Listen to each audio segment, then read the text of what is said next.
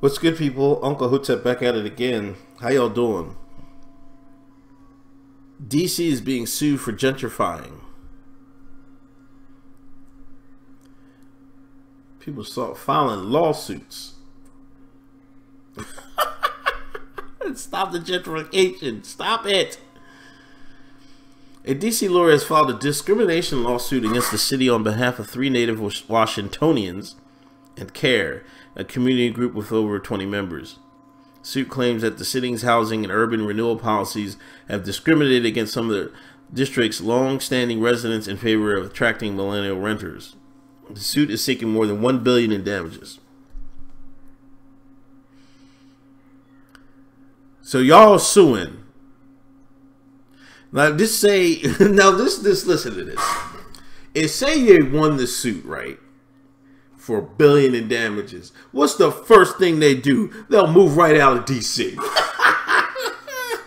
They might even intentionally lose it, give these people money, and watch them leave. The complaints will point specifically to city policies like Adrian Fenty's creative action agenda and Vincent Gray's creative economy strategy, which are specifically geared toward remaking DC as a city for creative workers, according to Aristotle Teresa, the lawyer who filed the suit. Aristotle Teresa. I just want to see what Aristotle Teresa. What does an Aristotle Teresa look like?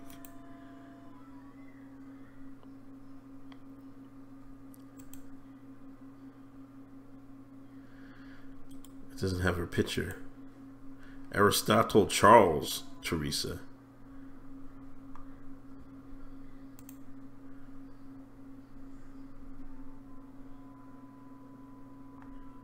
They don't have her picture either. Hold on, let me just check images. Is this Aristotle Teresa?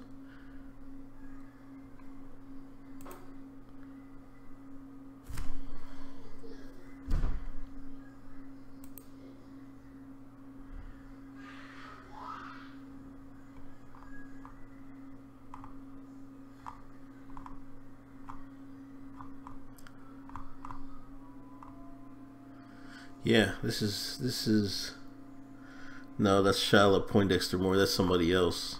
They don't have Aristotle's picture on here on the internets. Oh, let me put lawyer. Sorry, people. I'm doing some investigation while I'm recording this stellar video. I don't know. Could this be her? No. But anyway. Let's back to the story. The city is intentionally trying to lighten black neighborhoods, and the way they are primarily been doing it is through construction of high-density luxury buildings that primarily only offer studios and 1-bedrooms. Many of the DC policies, like the policies of large cities across the country in the mid-aughts, were based on the work of Richard Florida, an affluent urban theorist who wrote the seminal text on the creative class.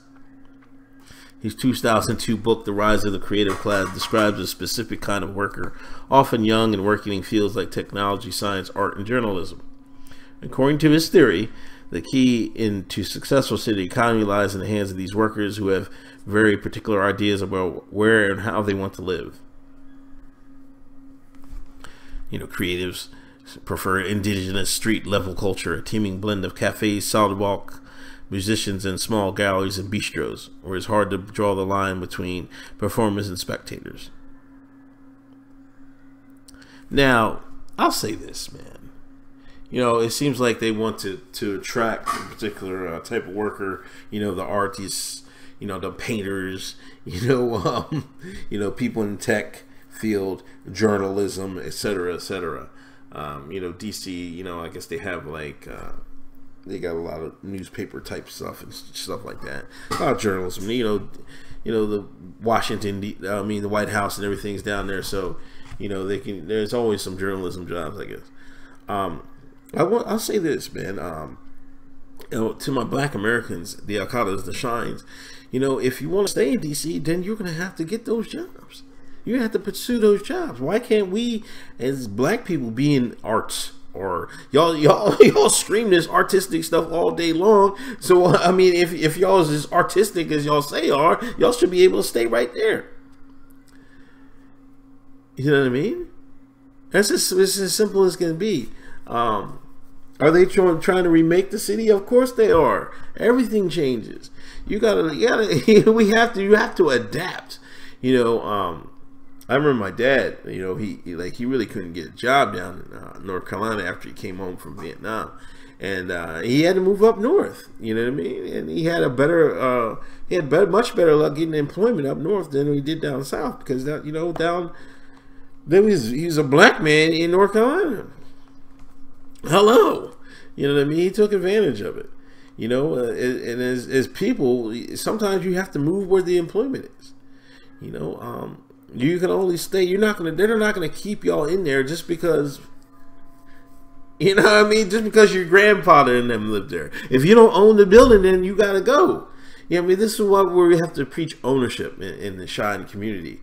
You know what I mean? If you had ownership, you wouldn't have to worry about none of this. You'd be talking about them or what you want to sell or anything like that. But y'all need to stop, man. Y'all need to stop. You're going to sue? What you going to do with the money you get? You're going to end up moving. Anyway, this is Uncle Hotel. I'll talk to y'all later. Peace.